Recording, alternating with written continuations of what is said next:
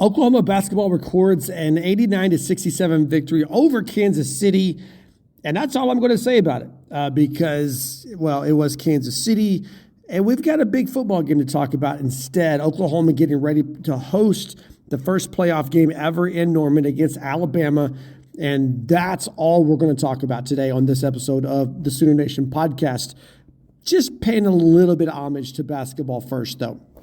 Look, most college football games are decided by execution.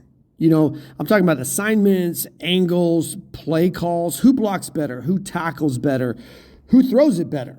But college football playoff games, those are decided somewhere else. They're decided in the space between snaps, in how teams respond when the plan begins to bend or just break apart. How many players carry pressure or how many players let the pressure carry them?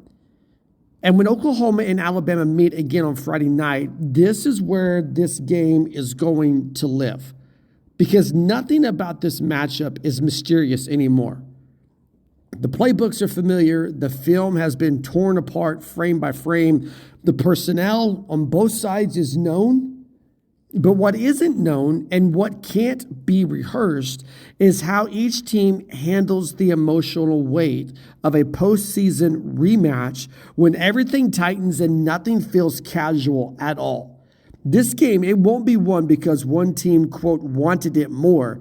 That's not how these type of games work. This game is going to be won by the team that stays calm when the moment demands clarity instead of chaos. In other words, this game won't be decided by surprise. It'll be decided by composure. Let's start with the thing that makes this rematch different from almost every other playoff conversation that we've ever had with Oklahoma, and that is memory.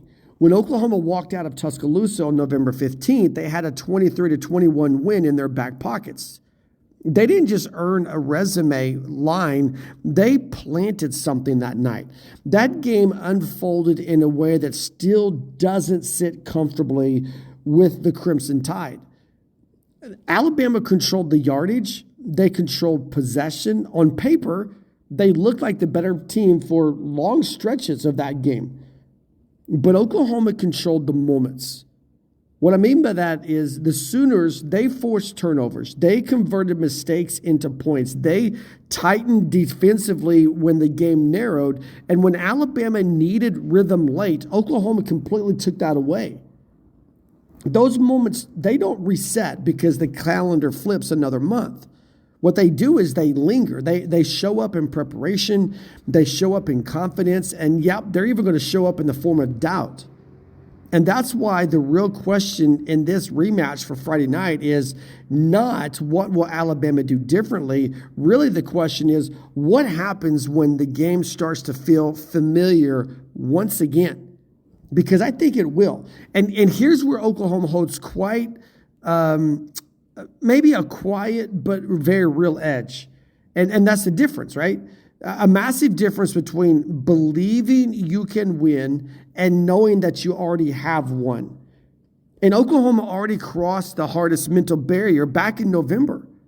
They didn't hang on and keep it close. They didn't survive. They didn't get lucky. What the Sooners did that night in Tuscaloosa is they executed.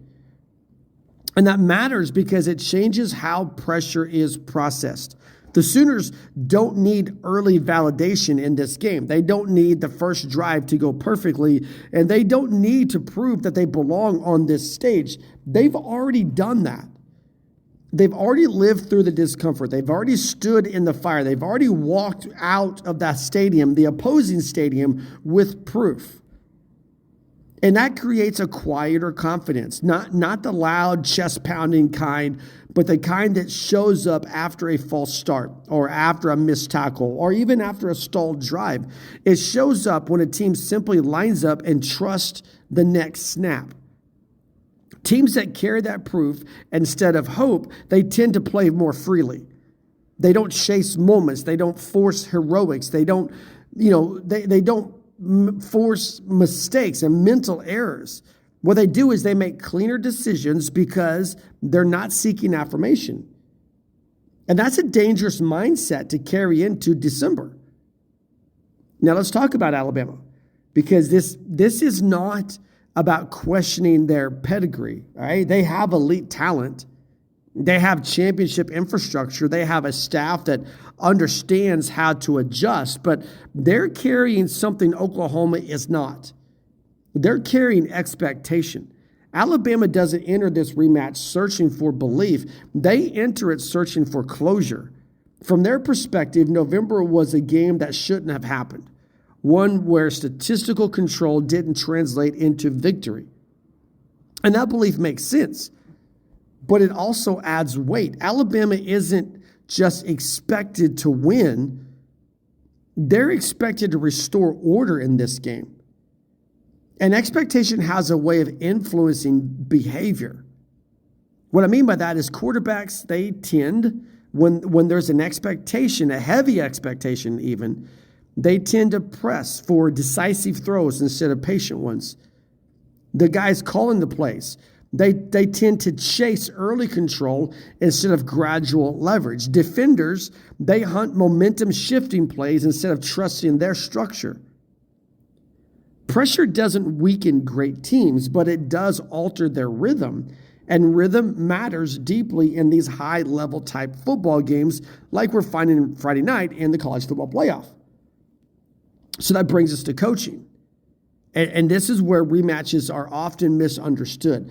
Postseason rematches rarely hinge on creativity. What they hinge on more than anything else is restraint. Oklahoma's staff has clarity. They know what worked. They know what didn't. Their players trust the plan because it already produced a win. What that does is it allows Oklahoma to coach from reinforcement, not reinvention. And in games like this, stability becomes an anchor. Now, Alabama's margin is thinner. They require adjustments. They are expected to make corrections. But there's a fine line between refinement and disruption. Too many changes can create hesitation. Too few invite repetition. Early decisions, how aggressive to be, when to trust patience, how fast to respond after a mistake, those will tell us more than any other halftime tweak. In rematches, the first quarter often belongs to the sideline that feels the least urgency to prove something. And here's the part that we as fans in Sooner Nation often miss. Momentum in playoff football, it's not defined by points, it's defined by posture. Oklahoma, if they're able to land the first punch, let's say they get a sustained opening drive, a sudden stop, an early turnover, pressure immediately shifts to the Alabama sideline. Because now Alabama is not just playing to win, they're playing to fix. But if Alabama starts fast, that spotlight flips. Now we're watching for Oklahoma's response. Do the Sooners, do they remain calm? Does confidence remain steady? The first mistake, it's going to happen. It always does.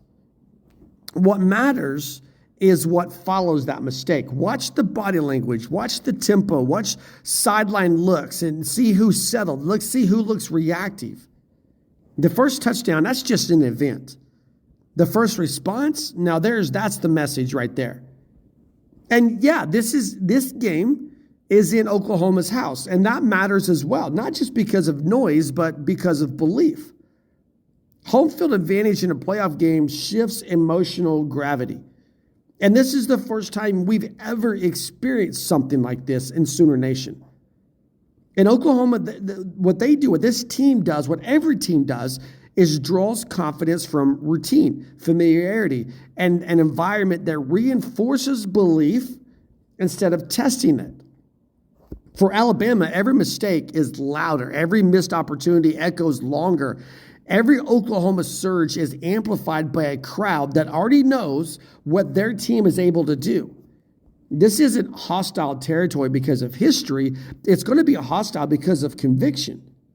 Mental edges don't vanish with alignment changes. They don't disappear because a staff makes adjustments. They live in preparation, trust, and experience. And Oklahoma showed its discipline and its composure once already in a much harsher setting than what they're going to face on Friday night. Those traits, they won't fade at home. They shouldn't fade at home. They sharpen. The Sooners don't need perfection. What they need is comfort. And in playoff football, comfort, that equals leverage. So here's the truth as we head into Friday night. This game won't invent anything new about either program. It'll reveal what already exists. Alabama has talent and pedigree. Oklahoma has proof and belief.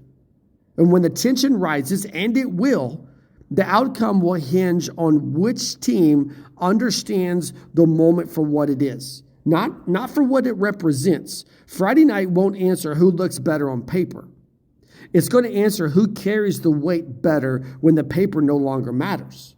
And that is where playoff football games are actually decided. What's up, everybody? This is the Sooner Nation Podcast. Thanks for hanging out with us. Before we move forward, make sure you give us a subscription, a like, a positive rating. So glad you're here with us as we break down Oklahoma, Alabama, first round college football playoff. We'll be back right after this.